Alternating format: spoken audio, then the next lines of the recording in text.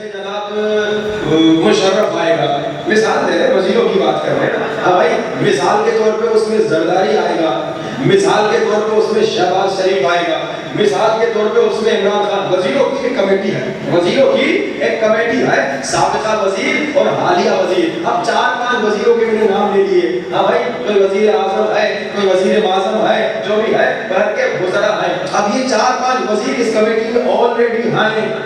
اب ایک اور وزیر انتخاب کرنا چاہیں یا ایک اور ممبر اس کمیٹی میں انتخاب کرنا چاہیں تو اس کو کم سے کم ان جتنا ماہر ہونا پڑے گا، کم سے کم ان جتنا عوام کو دھوکہ دینے میں ماہر ہونا پڑے گا۔ کم سے کم وزیر بن رہا ہے تو اسے کم سے کم اتنا قابل و لائق ہونا پڑے گا کہ عوام کو دھوکہ دے سکے، ہاں بھائی عوام کے سر پہ ٹوپی پہنا سکے۔ اگر کوئی سادہ سا آدمی آئے گا وہ کمیٹی میں نہیں آ سکے گا، ہاں بھائی کم سے کم جھوٹ بولنے میں جتنا ماہر ہونا پڑے گا۔ میں ایک مثال دے رہا ہوں، ہاں بھائی ایک کمیٹی ہے اس میں 4-5 وزیر ہیں، میں نے نام دے دیے، ہاں بھئی اب ایک اور شخص جب اسی کمیٹی میں لایا جائے گا تو ان کی لیول کا ہونا چاہیے، ان کی حیثیت کا ہونا چاہیے، ہاں بھئی اب کوئی موچی اس میں نہیں آ سکتا، کوئی درزی اس میں نہیں آ سکتا، کوئی نائی اس میں نہیں آ سکتا، ان کی لیول کا کوئی آدمی آئے گا۔ اب اللہ کہہ رہا ہے ایک کمیٹی ہے کہ جناب اس کا ایک ممبر نبی ہے۔ اچھا میں ایک اور مثال دے دوں تاکہ بالکل بچہ سمجھ جائے۔ بھائی ایک کمیٹی ہے، میں مثال دے رہا ہوں، پہلی مثال وزیروں کی دی، اب دوسری مثال ایک کمیٹی ہے، اس میں ایک ممبر کون ہے؟ بہت بڑا دینیات کا پروفیسر۔ ایک کمیٹی ہے جس میں ایک ممبر کون ہے؟ دینیات کا بڑا پروفیسر، اور دوسرا ممبر کون ہے؟ مفسر قرآن، حافظ کل قرآن۔ ہاں بھائی اب کیا ایسی کمیٹی میں تیسرا ایسا آ سکتا ہے جس سے پوری زندگی سورہ بقرہ یاد نہ ہو سکی؟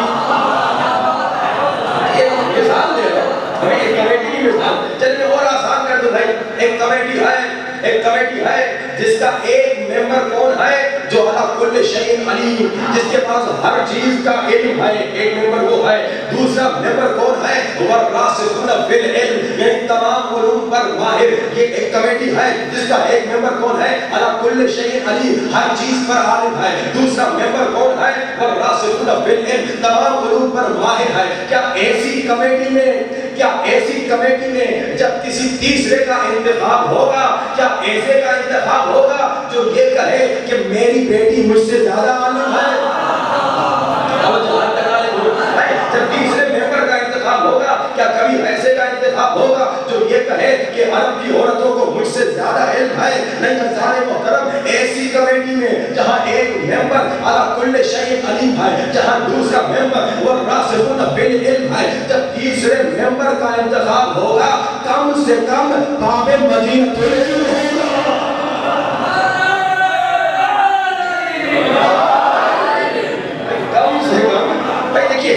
حیثیت کی بات ہو رہی ہے کہ حیثیت برابر ہو۔ اب یہاں اللہ کرے اپنی عقل کو استعمال کرو، انما ولیکم اللہ، ایک حیثیت کیا ہے؟ اللہ میں تمہارا ولی، اللہ ولی، رسول ہوں اور رسول ولی۔ اب تیسرے کا جب انتخاب کرنا ہے تو کوئی عام انسان نہیں آ سکتا، کوئی جاہل انسان نہیں آ سکتا، کوئی احمق انسان نہیں آ سکتا، کوئی ان پڑھ انسان نہیں آ سکتا۔ تیسرے کا انتخاب ہوگا تو پچھلی حیثیتوں کے مطابق ہوگا، اور جب کتابوں کو اٹھایا، جب تاریخ کا مطالعہ کیا یہ تیسرا ولی کون ہے، تو تیسرا ولی کون ہے؟ تو شیعہ سنی علماء نے لکھا تیسرا ولی علی ہے۔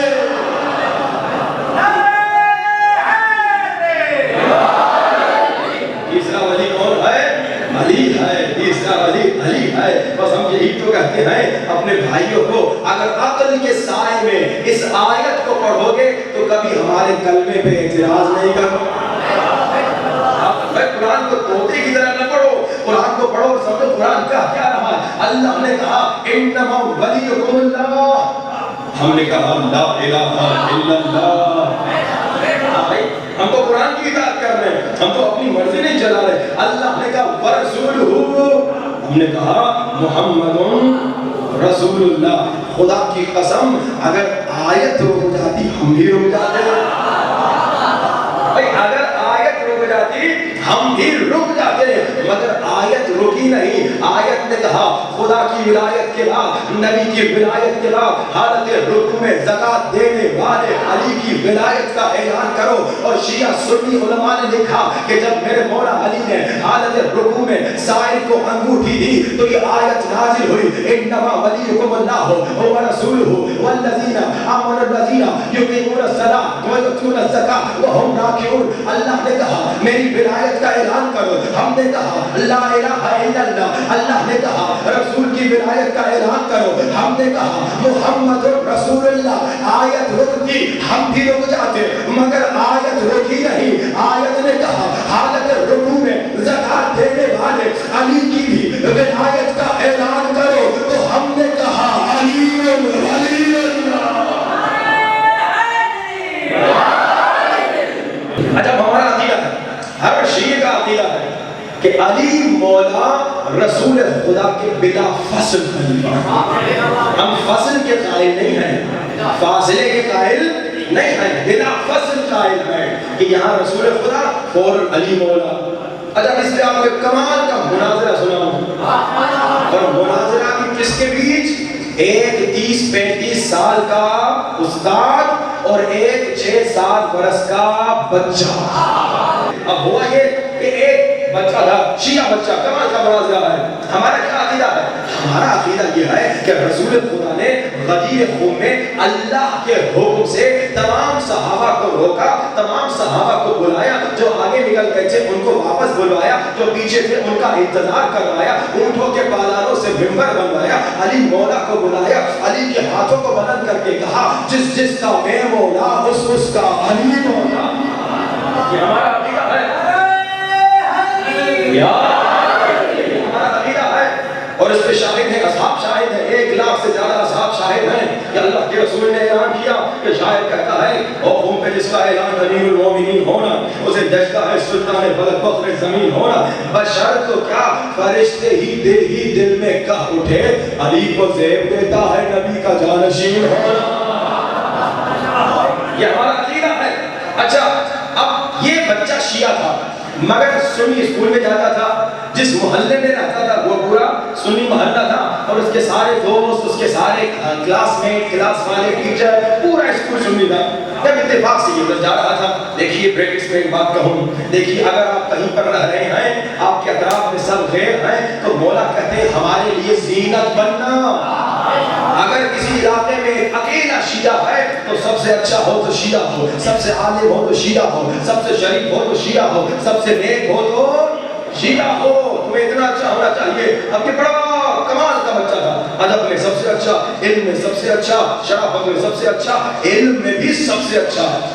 اب ٹیچر نے ایک مرتبہ کہا بیٹا میں نے سنا ہے کہ تم شیعہ ہو, تو تم شیعوں کا عقیدہ یہ ہے کہ رسول خدا نے علی کو اپنا جانشین خلیفہ وسیع مقرر کیا, تمہارے پاس اس پر دلیل کیا ہے؟ اے جوانوں, اے بچوں, تمہارا بھی تو یہی عقیدہ ہے نا کہ علی بلا فاصل ہے, اس پر دلیل کیا ہے؟ اگر مجلس کے بعد میں کہوں 5 دلیلیں دے دو تو کتنی دلیلیں دے پاؤ گے؟ بھائی مومن ہر عقیدے پر دلیل رکھتا ہے, کیونکہ ہمارے ہر عقیدے پر دلیل ہے. اس کے ماں باپ سے ہر عقیدے پر دلیل سکھائیں گے. اب ٹیچر کہتا ہے کہ بیٹا ہمارا, ٹیچر کہتا ہے ہمارا عقیدہ یہ ہے کہ رسول خدا جب جا رہے تھے تو رسول خدا نے کہا دیکھو میں نے تمہیں بہت ساری چیزیں سکھا دی, اب جناب میں جا رہا ہوں, تم اپنی مرضی سے اپنوں میں سے کسی کو انتخاب کر دینا. کہ یہ ہمارا عقیدہ ہے. تبھی رسول خدا کی بات پھر جناب انتخابات ہوئے اور جناب انتخاب ہو گیا. اس شیعہ بچے نے کہا مگر ہمارا عقیدہ یہ ہے کہ رسول خدا نے اپنی زندگی میں انتخاب کیا. اس کی پہلی دلیل یہ ہے وہ نبی جس نے یہ دکھایا, جس نے یہ بتایا, جس نے یہ سکھایا کہ کنگھی کھڑے ہو کر دو یا بیٹھ کر دو. وہ نبی جس نے یہ بتایا برش کس دن کرو, وہ نبی جس نے یہ بتایا ناخن جمعرات کو کاٹو یا جمعے کو کاٹو, وہ نبی جس نے بتایا کس طرح سے سو, وہ نبی جس نے بتایا کس طرح سے پانی پیو, بیٹھ کر پانی پیو یا کھڑے ہو کر پانی پیو, وہ نبی جس نے ہر چھوٹی چیز ہمیں بتائی. بھائی یہ چھوٹی چیزیں ہیں نا, केवल लेटो तो ऐसे लेटो, खड़े हो तो ऐसे खड़े हो, पानी पियो तो ऐसे पियो, ब्रश करो तो ऐसे करो, कंघी करो। भाई तो बिल्कुल बेसिक चीज है। जिस नबी ने हमें बिल्कुल बेसिक चीजें सिखाई, बिल्कुल नॉर्मल चीजें सिखाई, तो ये कैसे हो सकता है इतनी बड़ी चीज हमें न बता के जाए? तब जो हाथ लगा लो, कहा टीचर आप मॉनिटर बनाते हैं? कहा बिल्कुल मॉनिटर। कहा टीचर आप ये क्यों नहीं कहते मैं 15 मिनट के लिए जा रहा हूँ, तुम खुद अपने में से किसी को मॉनिटर बना दो?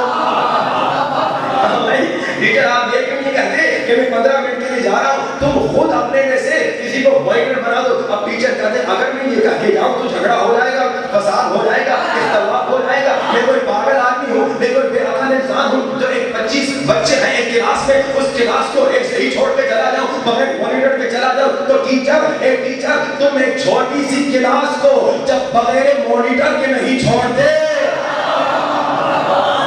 7 साल का बच्चा है, बड़े प्यारे अंदाज से, टीचर जब तुम छोटी सी क्लास को 25 बच्चों की क्लास को बगैर मॉनिटर के नहीं छोड़ते, तो तुम कैसे तवक्को रखते हो अल्लाह के रसूल आलम इस्लाम को बगैर मॉनिटर के छोड़ दे? हाँ भाई, जो सबसे बड़ा आलिम हो, हाँ भाई, जो सबसे होशियार हो, जो सबसे बाअखलाक हो, उसे मॉनिटर इंतखाब करता है। कहा टीचर एक और सवाल पूछूं? कहा बिस्मिल्लाह पूछो, यहाँ तक तो मैं हार गया। कहा दूसरा सवाल, टीचर अगर आपको एक हफ्ता 10 दिन के लिए गाँव जाना पड़े, एक हफ्ता 10 दिन के लिए, खुदा न खास्ता आपकी अम्मा बीमार हो जाए, कोई काम पड़ जाए, आपको गाँव जाना पड़े, अब क्या आप ये कहते हैं बच्चों एक हफ्ता में नहीं हूँ, तुम लोग क्लास में आना और खुद एक को इंतखाब करना, वो टीचर बन जाए? कहा ये मैं बिल्कुल नहीं करता, मैं प्रिंसिपल को बताता हूँ कि एक हफ्ता में नहीं आ रहा, 10 दिन में नहीं आ रहा, इस क्लास के लिए टीचर इंतखाब कर दो। बच्चे ने फिर वही कहा, ए टीचर तुम एक हफ्ते के लिए छोटी क्लास को बगैर टीचर के नहीं छोड़ते, तो कैसे तुम मानते हो कि रसूल ने हमेशा के लिए इस दुनिया के मुसलमानों को बगैर टीचर के छोड़ दिया? तुम एक हफ्ते के लिए बगैर टीचर के अपनी क्लास को नहीं छोड़ते, तो कैसे तुम्हारा ये अक्ल मान रहा है, कैसे तुम्हारी अक्ल मान रही है कि रसूल ने पूरे आलम इस्लाम को क़यामत तक के लिए बगैर टीचर के रखा और कहा जिसे बनाओ, जिसे तुम्हारी मर्जी हो इंतखाब करो। देखिए ये हमारा अक़ीदा है और इस अक़ीदे पर दलील है, एक नहीं कई दलीलें हैं, किताबों में भी भरी हुई है। अकली दलील तो अभी आपने सुन ली, अपने बच्चों को अकली दलाइल सिखाइए। तमाम हमारे जो अक़ीदे हैं, जो मातम करते हैं, इसके बच्चों के पास दलील होनी चाहिए, जो गिरिया करते हैं इसके बच्चों के पास दलील होनी चाहिए, जो हम नोहे सुनते हैं, नोहे पढ़ते हैं, जितनी भी हमारी अज़ादारी है, इस एक चीज पर दलील होनी चाहिए, न इसलिए कि खुद को कन्विंस करें, बल्कि इसलिए कि किसी दुश्मन का मुंह काला करें।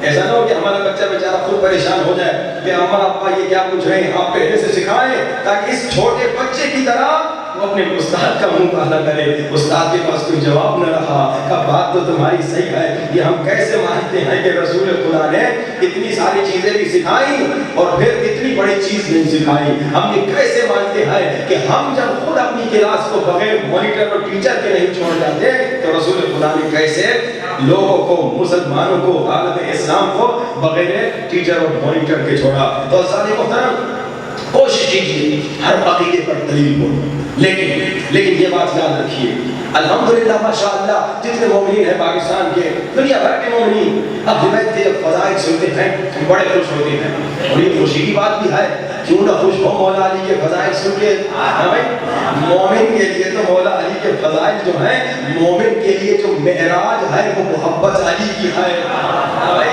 मोमिन हर लम्हा जिसका मोहताज है वो मोहब्बत अली की है। मोमिन के लिए जो कुर्ब इलाही है वो मोहब्बत अली की है। मोमिन के लिए जो आलम में जो शाही है वो मोहब्बत अली की है। मोमिन के लिए जो फख्र ज़मान व ज़मीन है वो मोहब्बत अली की है। मोमिन के लिए जो ज़ीनत है वो मोहब्बत अली की है। अंबिया की जो सीरत है वो मोहब्बत अली की है। मोमिन के लिए तो फख्र है, अली का नाम लेता है, खुश होता है। मगर सुनिए साथी मोहतरम, दुआएं जो कल इंशाअल्लाह आप पढ़ेंगे ना, उसमें मौला फरमाते हैं कि मोमिनीन हमारे शिया व शियाती अला मनाबिर मुबिय्यतुन वुजूहुहुम, अल्लाह अकबर, कमाल का जुमला है दुआएं कल इंशाअल्लाह पढ़िएगा। मौला क्या कहते हैं دیکھو قیامت کا جو دن ہے نا، قرآن کی آیت بھی بتا رہی ہے، اب غور سے سنیے، مومن کی ڈیفینیشن بتا رہا ہوں. قیامت کا جو دن ہوگا نا، قیامت کے دن کچھ لوگ، حدیث بھی ہے، آیتیں بتا رہی ہیں، کچھ لوگ کتوں کی شکل میں آئیں گے. قیامت کے دن کچھ لوگ کتوں کی شکل میں آئیں گے. یہ کافروں کی بات نہیں بھائی، مسلمانوں کی بات ہو رہی ہے. کچھ لوگ باندروں کی شکل میں آئیں گے، کچھ سانپ کی شکل میں آئیں گے، کچھ سور کی شکل میں آئیں گے، مگر کچھ لوگ ہوں گے جو انسانی شکل میں آئیں گے، جیسے ابھی یہاں انسانی شکل میں. مگر مولا فرما رہے میرے شیعہ، میرے مومن، میرے چاہنے والے، وہ شیعتی، میرے شیعہ نور کے منبر پہ بیٹھے ہوئے ہوں گے، ان کا چہرہ بھی نورانی ہوگا. مگر کون سے شیعہ؟ کیا وہ شیعہ جو مجلس میں آ کے آنسو بہاتا ہے، مجلس کے بعد انہی آنکھوں سے نامحرم کو دیکھتا ہے؟ کیا یہ شیعہ مولا علی کا پڑوسی ہوگا؟ ہاں بھائی، کیا یہ شیعہ مولا علی کے ساتھ نور کے منبر پہ بیٹھا ہوا ہوگا؟ وہ شیعہ جو کان سے مجلس تو سنتا ہے، کان سے نوحہ تو سنتا ہے، مگر مجلس کے بعد، نوحے سننے کے بعد اسی کان سے گانے سنتا ہے، غیبتیں سنتا ہے، فتنے سنتا ہے. کیا یہ شیعہ نورانی چہرے سے آئے گا؟ ذرا سوچیے، ایک سوال ہے بھائی، کون سا شیعہ، کون سا شیعہ نورانی چہرے سے آئے گا؟ وہ شیعہ نورانی چہرے سے آئے گا جو مولا کے فضائل سن کے خوش ہوتا ہے اور مولا کے فرامین کو سن کے اطاعت کرتا ہے. وہ شیعہ ہے جو بڑا خوش آئے گا، بڑا جنت میں نورانی چہرے سے آئے گا، قیامت کے دن نورانی چہرے سے آئے گا. مگر اگر وہ شیعہ جو غیبت کرتا ہے، وہ شیعہ جو کسی کی ناموس کو دیکھتا ہے، وہ شیعہ جو گانے سنتا ہے، وہ شیعہ جو بدتمیزی کرتا ہے، وہ شیعہ جو گالیاں دیتا ہے، اللہ نہ کرے وہ شیعہ جو غیبت کرتا ہے، خدا نہ کرے، قیامت کے دن غیبت کرنے والے کا حال جانتے ہو کیا ہوگا؟ اس کی زبان لمبی کر دی جائے گی، محشر والے اس کی زبان پہ چلیں گے.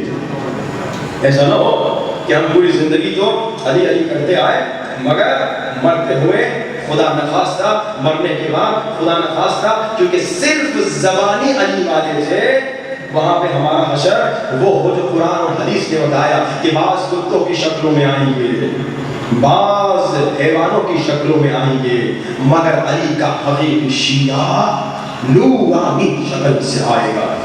مگر یہ نورانی شکل سے کیسے آئے گا؟ جب مولا کی اطاعت کرے گا. آج ایک مولا کا فرمان آپ کو سناؤ اور زحمت تمام. مولا کا فرمان سنیے غور سے، لیکن اس میں عمل بھی کیجیے. مولا کیا فرماتے ہیں؟ ایک شخص آ گیا میرے مولا کے پاس اور اس نے کہا مولا آپ سے بڑا پیار ہے، آپ سے بڑی محبت ہے، آپ سے بڑا عشق ہے، مگر مولا ہوتا یہ ہے کہ جب گناہ سامنے آ جاتا ہے نا تو پھر کنٹرول نہیں ہوتا. جیسے آج کی مثال دوں، مولا آپ سے محبت تو بڑی ہے، مگر جب سامنے حسین لڑکی آ جاتی ہے پھسل جاتا ہے. مولا آپ سے محبت تو بڑی ہے، لیکن جب 10 لاکھ روپے کی رشوت آتی ہے تو پھسل جاتا ہے. مولا آپ سے تو محبت بڑی ہے، لیکن جب خمس دینے کا ٹائم آتا ہے نا، جب میں دیکھتا ہوں میرا خمس 10 لاکھ روپیہ بن رہا ہے تو خمس دینے میں پھسل جاتا ہوں، خمس نہیں دیتا. مولا آپ کا عاشق ہوں، مگر گناہ کے سامنے پھسل جاتا ہوں، کنٹرول نہیں ہوتا. مولا نے اسے کمال کا جملہ کہا، یہ جملہ آپ کو ہدیہ اور زحمت تمام. مولا کہتے ہیں اکرم نفسک، اکرم نفسک، اکرم نفسک. اگر تم چاہتے ہو گناہ پہ کنٹرول کرو، اپنی عزت کرو، اپنی عزت کرو، اپنی عزت کرو. یہ جملہ میرے خیال میں کمال کا جملہ ہے، کافی ہے. میں تھوڑا سا ایکسپلین کروں. اپنی عزت کرو کیا مطلب؟ دیکھیے پہلی بات، انسان کسی کی عزت کب کرتا ہے؟ میں آپ کو مثال دوں، یہ آپ کا گاؤں، اس کا نام مورانی ہے نا.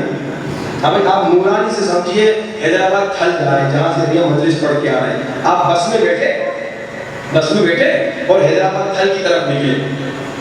اب آپ بس میں آپ کے ساتھ ایک شخص بیٹھا شلوار کرتے ہوئے، آپ اسے جانتے نہیں ہیں.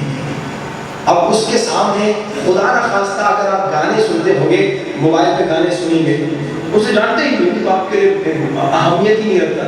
اس کے سامنے موبائل پہ انسٹاگرام، یوٹیوب، فیس بک پہ ہر گھٹیا چیز بھی دیکھیں گے، آپ فرق نہیں پڑتا، وہ آدمی کو جانتے ہی نہیں آپ. اب عام طور پہ کہہ رہا ہوں، ویسے علی کا شیعہ تو کبھی بھی گناہ نہیں کرتا، لیکن میں عوام کی بات بتا رہا ہوں، مثال دے رہا ہوں. ایک آپ کے ساتھ بیٹھا ہوا ہے شخص, آپ جا رہے ہیں حیدرآباد گھر نورانی سے نکل کے, ایک شخص آپ کے ساتھ بیٹھا ہوا ہے, آپ اسے جانتے نہیں ہیں, اس کے ساتھ بیٹھ کے آپ گانے بھی سنیں گے, خدا نہ کرے ہمیں گندی چیزیں بھی دیکھیں گے, خدا نہ کرے, اور جناب بدتمیزی بھی کریں گے, کسی کو گالی بھی دیں گے, اس بیچارے کا تھوڑا ہاتھ آپ کے اوپر آ جائے تو آپ کہیں, او بھائی ہٹ, یہ میری سیٹ ہے, میں نے اس کے پیسے دیے ہیں, اب بھائی بدتمیزی بھی کر لیں گے, خدا نہ کرے کوئی شیعہ بدتمیزی نہیں کرتا, میں مثال دے رہا ہوں. اچھا جناب اب بس آگے جا کے رکی, ایک صاحب بس میں آئے, انہوں نے اس صاحب کی طرف دیکھ کر جو آپ کے ساتھ بیٹھے تھے, بڑے احترام سے, بڑی عزت سے نام لے کر کہا, سلام علیکم علامہ صاحب. کسی علامہ کا نام لیا, کسی مولانا کا نام لیا جس کے آپ بڑے فین تھے, آپ بڑے اس کے فین تھے, مگر کیونکہ ابھی امامہ سر میں نہیں تھا, ابا خبا نہیں تھی, شلوار کرتا تھا, تو آپ نے پہچانا نہیں. اب جیسے آپ کو پتا چلا یہ ساتھ بیٹھنے والا فلاں بڑا علامہ ہے, اب آپ کیا کریں گے؟ آپ اسی موبائل میں دوہے سنیں گے, یا حسین کریں گے, بھائی اسی موبائل میں اسی مولانا کی مجلس یوٹیوب پہ سرچ کر کے سنیں گے, قبلہ ہم تو مجلس سے سنتے ہیں, اب اس کے ساتھ میں بدتمیزی نہیں کریں گے, ارے اوکے بھائی قبلہ معاف کیجیے, قبلہ غلطی ہو گئی, قبلہ میرے پہچان, ایسے کرتے کہ نہیں کرتے؟ اچھا پہلے کیوں کر رہے تھے؟ پہلے جانتے نہیں تھے, پہلے پہچانتے نہیں تھے, اب جیسے پہچان لیا اب ادب آ گیا, اب عزت آ گئی, اب احترام, اب گناہ نہیں ہو رہا.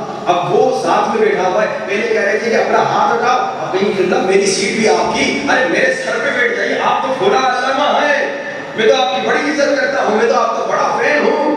اب آپ بدل گئے, 180 ڈگری بدل گئے, 360 ڈگری بدل گئے, کیوں؟ کیونکہ آپ پہچان لیا. تو انسان عزت تب کرتا ہے جب انسان کو معرفت آ جائے.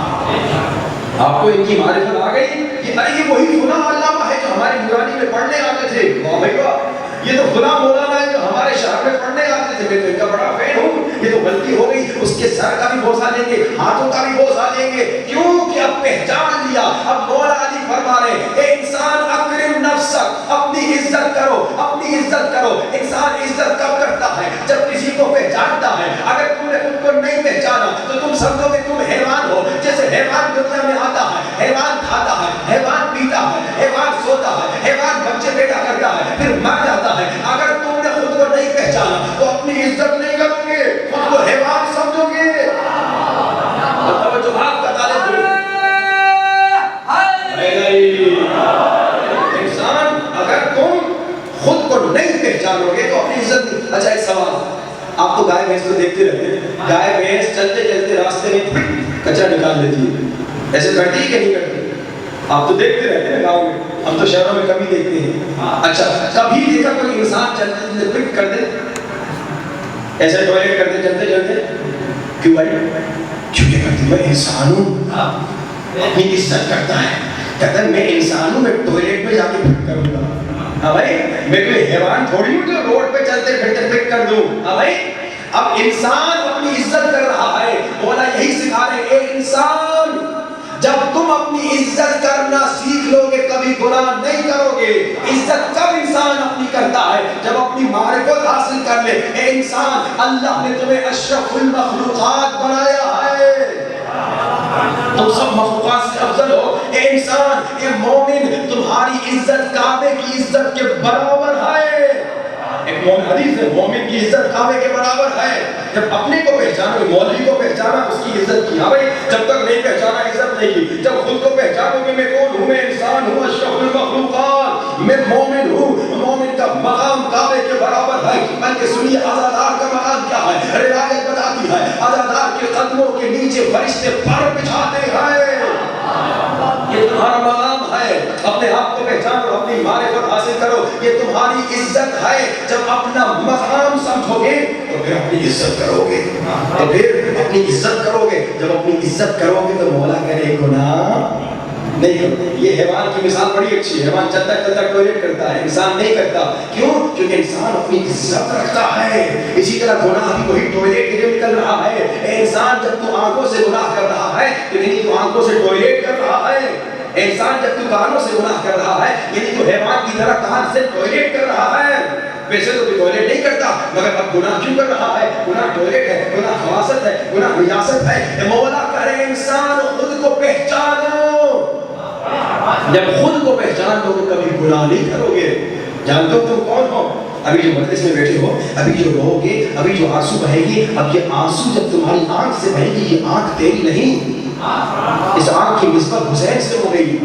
اب یہ حسین کی ہے. ان کانوں سے جن سے مجلس سن رہے ہو، جن سے نوحے سنو گے، مسائل سنو گے، یہ تیرے کان نہیں، ان کی نسبت کس سے ہو گئی؟ حسین سے ہو گئی. یہ مثال تو بچہ بچہ سمجھ ہے. بھائی علم کس سے بنتا ہے؟ لکڑی اور کپڑے سے. صحیح ہے.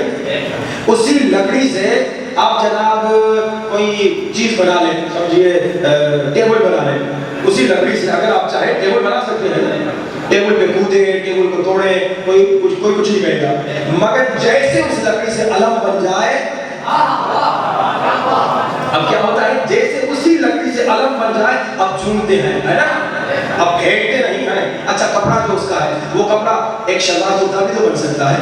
جب شلوار کرتا بنے گا نجس بھی تو ہو سکتا ہے. ہمیں جب تک شلوار کرتا بنا تو اس کی نجاست طہارت کا کوئی فکر نہیں. لیکن جیسے علم بن گیا، اب چوما جاتا ہے، اب عزت کی جاتی ہے، اب احترام کیا جاتا ہے. تو یہ کپڑا، یہ لکڑی پہ معمولی تھا، مگر جب نسبت عباس سے ہو گئی تو صاحب عزت ہو گیا. اپنے آپ کو پہچانو، تم کوئی عام انسان نہیں. تیری آنکھ غم حسین میں رو رو کر حسین سے منسوب ہو گئی ہے. گناہ سے بچنے کا بہترین میں نے نسخہ دیا مولا علی کا کہ دیکھو اگر گناہ سے بچنا چاہتے ہو خود کو پہچانو، اپنی عزت کرو. جب خود کو پہچانو گے تو اپنی عزت کرو گے. جب اپنی عزت کرو گے کبھی گناہ. اور پھر علی کا شیعہ، علی کا عاشق، حسین کا عاشق گناہ کر نہیں سکتا. جب بھی شیطان کہے نا گناہ کرو، کوئی بھی گناہ، مجھے نہیں معلوم انسان کیا کیا گناہ کرتا ہے، مگر جب بھی شیطان گناہ کی طرف لے جائے نا، ایک منٹ گناہ سے پہلے سوچ لینا میرا مولا حسین، میرا آقا حسین مارا گیا، شہید ہو گیا تاکہ میں گناہ نہ کروں. جب بھی شیطان کہے نا لذت ہے بڑی گناہ میں، گناہ کرو، ایک منٹ سوچ لینا گناہ سے پہلے. اگر کرنا ہے کرنا، لیکن پہلے سوچ لینا. اگر عشق ہوگا مولا کا تو رک جاؤ گے. شیطان کہے نا فلاں گناہ کرو بڑا مزیدار ہے، ایک منٹ سوچ لینا میری بیوی سکینہ نے قدم قدم پہ تماچے کھائے تاکہ میں گناہ نہ کروں. جب بھی شیطان گناہ کی طرف لے جانا چاہے نا، اگر جتنی بھی گناہ میں لذت ہو، جتنا بھی گناہ میں مزہ ہو، گناہ کرنے سے پہلے تھوڑی دیر سوچ لینا میری بیوی زینب نے ہائے تازیانے کھائے تاکہ میں گناہ نہ کروں، تاکہ میں گناہ نہ کروں. ایسے نہ کروں. جب کبھی شیطان تمہیں کہے فلاں گناہ کرو، جب کبھی شیطان تمہیں گناہ کی طرف لے جائے، گناہ کرنے سے پہلے تھوڑی دیر سوچ لینا ہائے حسین کے جوان نے سینے پہ برچی کھائی تاکہ میں گناہ نہ کروں، تاکہ میں حرام نہ کروں. اگر عشق ہوگا خدا کی قسم گناہ نہیں کرو گے.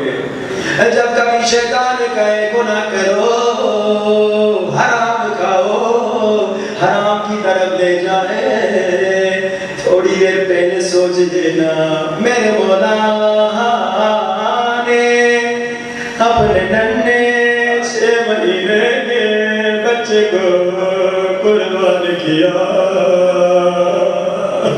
تاکہ میں گناہ نہ کروں. میں کل مولا کو کیا منہ دکھاؤں گا؟ روتی ہوئی آنکھوں سے سینے پہ ہاتھ رکھو، آنکھوں کو بند کرو اور تصور کرو کربلا میں ہو. اصل اپنی آنکھوں کو بند کر دو اور مولا کی زمین کو تصور کرو اور بلند آواز سے کہو السلام علی حسین وعلی علی ابن